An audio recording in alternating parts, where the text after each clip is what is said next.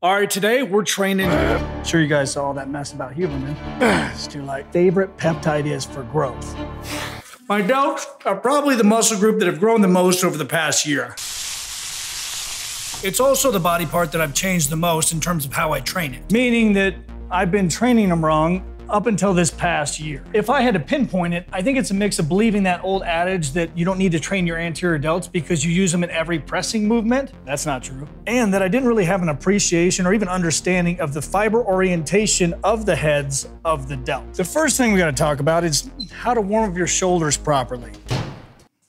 Because every single dude I see at the gym grabs a PVC pipe like this and does pass-throughs or passes behind the back and goes all the way back, which is something that I used to do. But it seems crazy the more you think about it because we don't want hypermobility. Maybe if we were dealing with the spine, that way you had the added benefit of being able to blow yourself at the end of it. But when you're mobilizing any joint, the goal is to ease any sort of pain or dysfunction and restore the original range of motion. Pulling that bar all the way behind your back puts a lot of unneeded stress on your labrum, your rotator cuff muscles, and it's not a very functional movement. I'm sure somebody in the comments is gonna say, well, what about pitchers? You're not a major league pitcher. I would bet money you even suck at softball.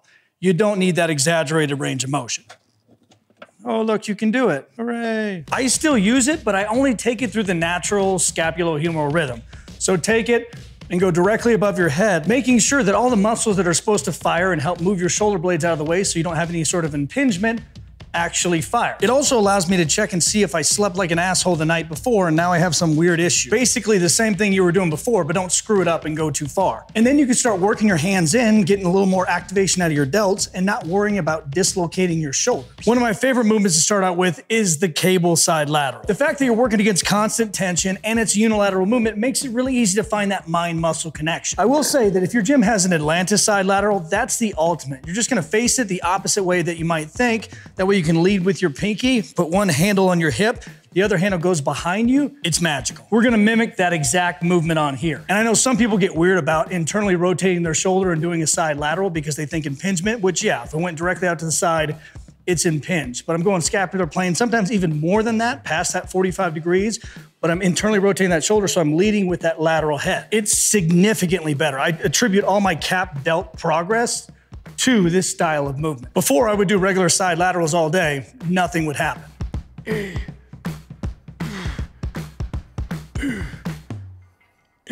As you can see, it's pretty damn close to me doing a front raise. I'm just positioning my body on a 45-degree angle and then making sure when I pull up, my pinky, my elbow, and my lateral head lead the way. And most importantly, which I see people mess up all the time, is only come up as high as your delt can contract. Anything past parallel, your trap has to get involved. Hopefully this shows you the angle at which I'm pulling. That way you can kind of match it.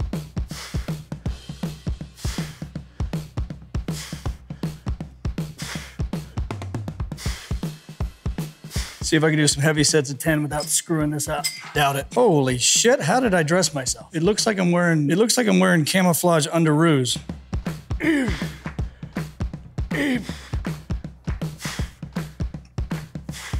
That big aha moment I had, and the reason I changed all my shoulder training was after looking at tons of cadavers, which is a weird time in my life. What you realize is that only a small percentage of the lateral head actually originates off the side of the delt, meaning there's only a narrow portion of fibers that are responsible for pulling your arm directly out to the side based upon fiber orientation. Blah, blah, blah. What I'm saying is that internally rotating your shoulder and doing side laterals like this will target parts of your delt that you've been neglecting for years. Now, some of you might have got the email.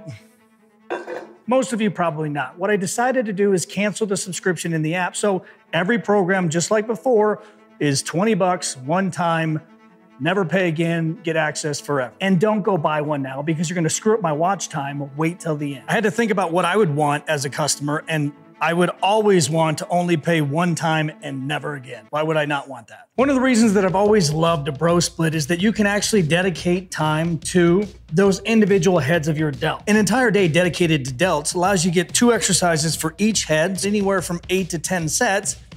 That's enough to grow. Speaking of which, another one of my favorite lateral head exercises is the Smith wide grip upright row. Gotta get out and now do this, move it. Bored of that angle? I was doing these the other day and a kid came up to me and said, "Can you show me how to do that exercise?" And I said, "Sure." as long as you never do it again after today. It is one of the most difficult exercises to do because you need a lot of internal rotation of your shoulder. I will constantly screw it up if I don't have a mirror to look at, which I don't. But if you can do it correctly, it allows you to pull the weight and stop the movement right at peak contraction.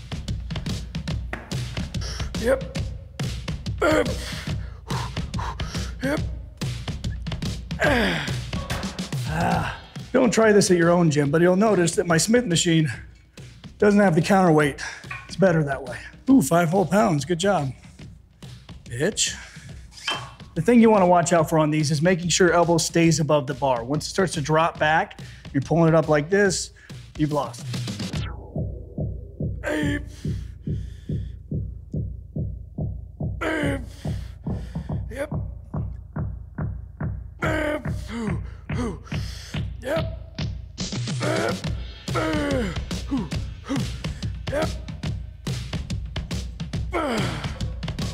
And this is one of the ones that when it gets hard, you can flex up nice and slow and still maintain that connection. You don't have to throw the weight around.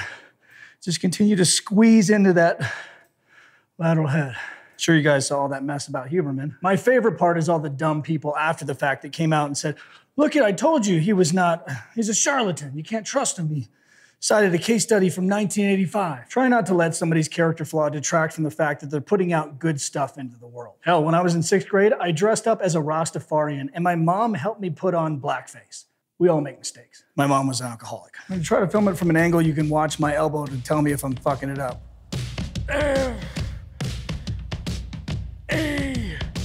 One more. A little cookie. Yep.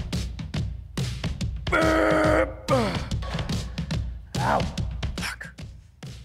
Sound like that fucking Chuck E. Cheese. Jump, jump, jump, jump. I still plan on making that SARMs video, but I got sidetracked because I started diving into the science of depression because I think at some point in our lives, we've all seen the devil's dick. If you haven't, then you probably lived a very privileged life and you're boring. So I'll probably make that video next. One of my go-to rear delt exercises recently has been what I would call a rear delt, what the fuck would I call it? A single arm rear delt raise. I no longer do anything for the posterior delt that could involve my mid, trap, or rhomboid, so I never come out to the side. I'm trying to do things that keep that arm close to my body, which could you run into your lat at that point? Yes, if you screw it up. Just make sure you focus on really lengthening your rear delt as you go into the stretch, so pushing your arm away from you and then scooping back. The posterior delt will stop the contraction. Don't go any higher than that. That's it. Nice part about this exercise is it lends itself to going heavy.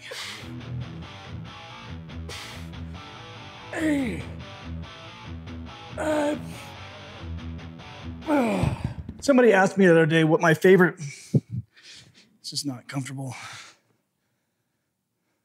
Somebody asked me the other day what my favorite peptide is for growth, bulking, whatever you want to call it. Surprisingly, I've heard nobody talk about this, and I don't know why. It's a good idea. My answer is semaglutide. Now, before you say that's ridiculous, it has cardioprotective benefits that are unrelated to the weight you lose, which obviously is important as you're going up in weight. Probably nice to keep your heart healthy. It enhances insulin secretion, but also in several ways, it increases insulin sensitivity. So think about that. It's like a long-acting insulin light. All you have to do is fuel your body with enough carbohydrates in a surplus, make sure you counteract the appetite suppressant effects with like an MK677, and congratulations, you're getting bigger and leaner at the same time. The clinical trials were done with obese people that didn't know how to work out or manipulate their diet in a way to get the best possible result. Also, I wasn't just sitting here for the hell of it. This is the next exercise. I saw Dave Palumbo do this a long time ago, and I loved it. He keeps that same motion, arm tucked to your body and squeezing that rear delt straight back. Hard to film this exercise in a way that I make sure my chocolate starfish isn't winking at you.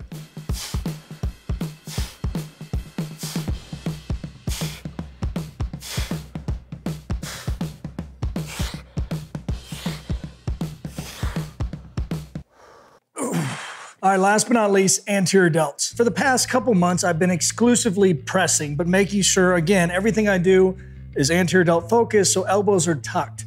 You're gonna see when you try this exercise, if you haven't done like this before, you're gonna naturally wanna bow your elbow out and get that side delt involved.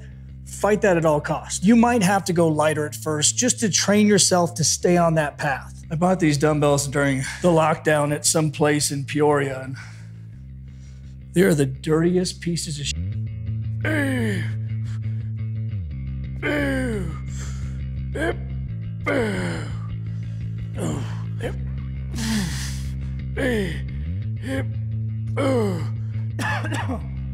Still getting over being sick.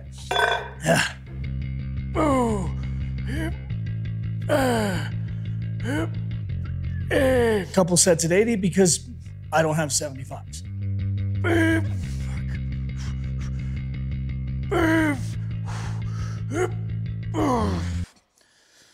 Good job, you got 3. And finishing off with this makeshift Viking press. I would rather have an actual one, but again, I don't have one. It's still good, but I need to spend time to buy some more equipment for this gym. In the past, I would only buy things that I thought most people would have at their gym. But recently, I've been training out of here more and more because I realize there's a lot of friendly people out there that want to tell you about their dumb life. And I don't care.